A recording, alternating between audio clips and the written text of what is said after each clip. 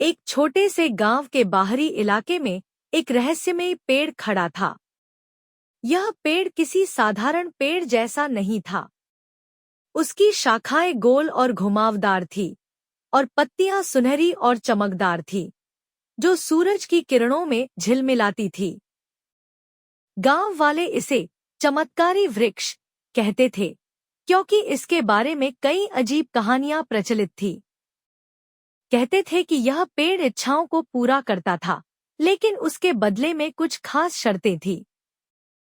गांव में एक लड़का, अर्जुन, अपने परिवार के साथ रहता था।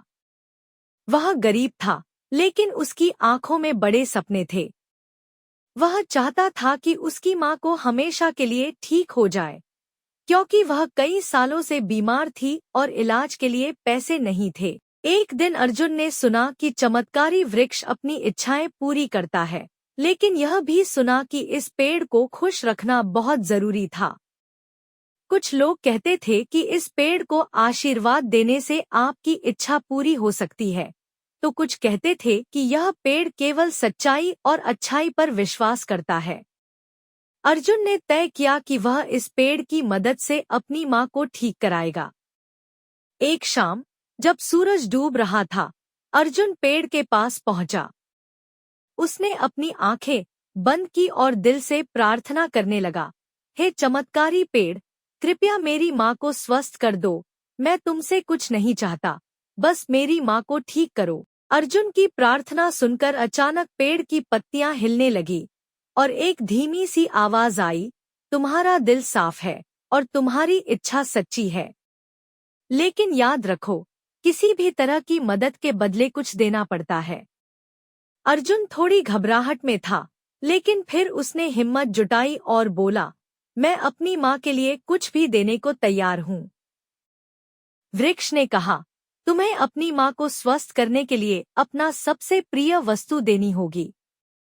अर्जुन सोचने लगा। उसके पास कोई भी मूल्यवान चीज नहीं थी, लेकिन उसके पास एक पुरानी किताब थी, जो उसे उसके दादा से मिली थी। वह किताब उसे बहुत प्रिय थी, क्योंकि उसमें गांव के पुराने रीति रिवाज और ज्ञान का खजाना था।